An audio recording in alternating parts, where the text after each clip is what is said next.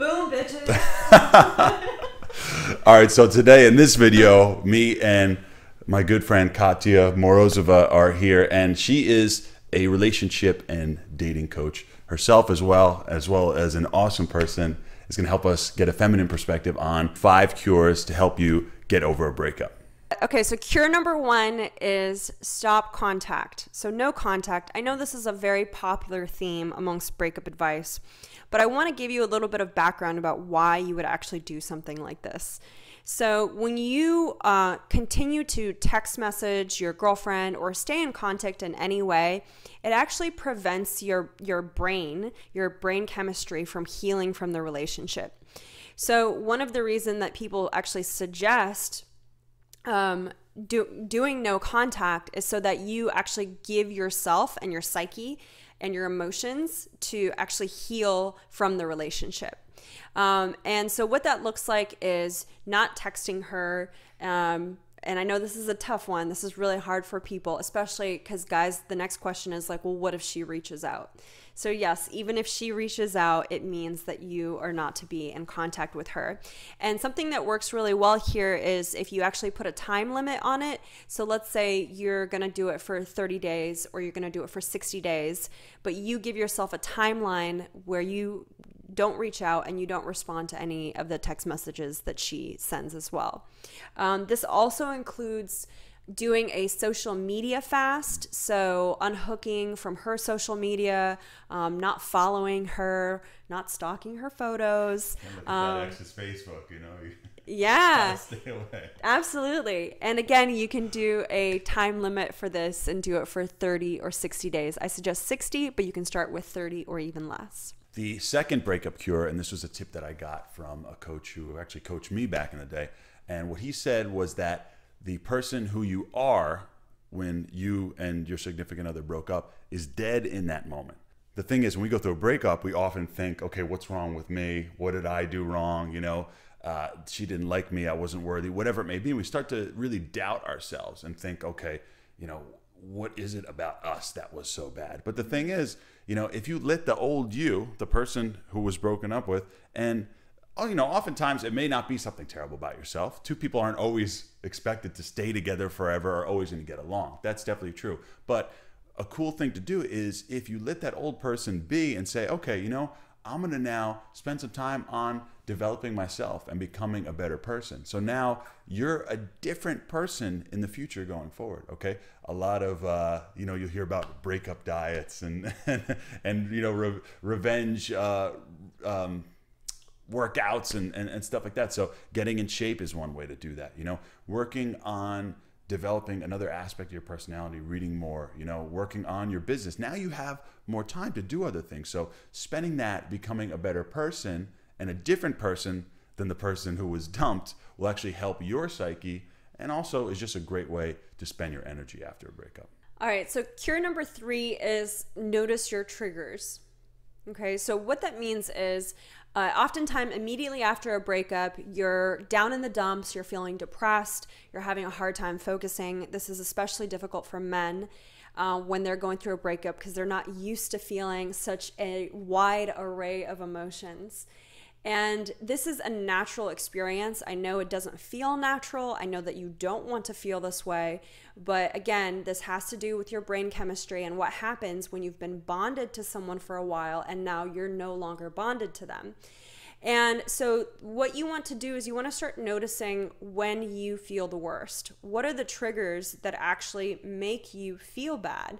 So oftentimes people feel really bad when they first wake up in the morning. That's the first thing that they think about is their ex-girlfriend. Another trigger is when you come home from work, you get home and you're by yourself. You don't have your work to focus on any longer. That is another big trigger. Again, another trigger is things in your environment that remind you of her. Maybe you watch a show that the 2 of you would normally watch, or you go to You go to a restaurant that you and her used to frequent, or maybe you drive by a restaurant where you went on the first date. These are all triggers that send you into a just kind of like a downward spiral. You start feeling depressed, you start feeling worse. So start noticing what are the triggers that are around you, and start to look for ways that you can deal with those triggers. So for instance, if you think about her first thing waking up, do something that's a pattern interrupt, like play, have a new song playing or a new ringtone playing when you first wake up, or have some, like, talk to a friend in the morning before you go into work. If you are feeling bad when you come home from work, try not to go directly home, or spend more time with your friends or your family during the specific time. And in the beginning, it's okay to actually avoid the triggers that cause some of these feelings, so that you give yourself an opportunity to heal. So the fourth cure for dealing with a breakup is to replace the activity. Now, this is advice that I actually got from Tony Robbins back in the day. And what he was talking about is, if you have a habit or something you do and you're quitting that habit and it's no longer there, then you have to replace that habit with something else. And this goes very much in line with what you talked about with the triggers, right? So those certain things that you and your girl used to do, you want to now take that time and use it for something else. Now, I definitely advocate using it for something productive, right? So not getting wasted, or smoking pot, or eating a bunch of junk food, or whatever. A lot of things that people do, when they go through a breakup. But now taking that and replacing it with a more positive activity. Okay, a good friend of mine recently broke up with his girlfriend, and what he's doing now is he's going to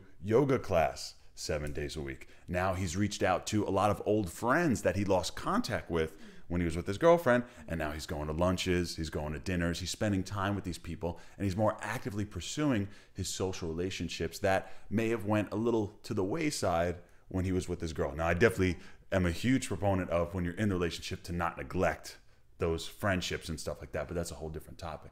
But I definitely would say that when you are going through a breakup, to take that time that you were normally spending with her and spend it to do something productive and something that will bring you fulfillment and happiness. Don't spend it by yourself, and don't spend it thinking about her or doing other things. Cure number 5 is write it down.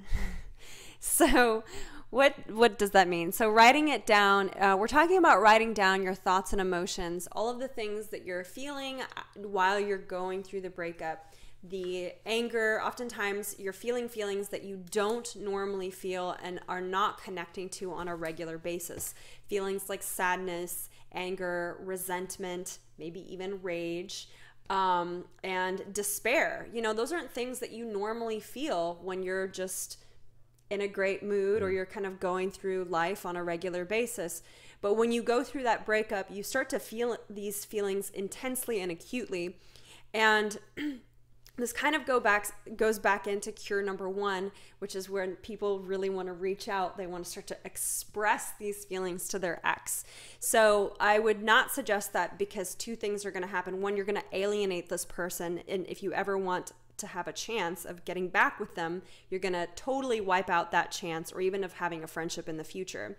But what is important is that these feelings do get expressed, and that they have a place to go. So if you're like just livid with your ex, write a letter to her. Don't send it, but write a letter to her, and actually express all of the things that you wanted to express, but you didn't get a chance to when you were still together.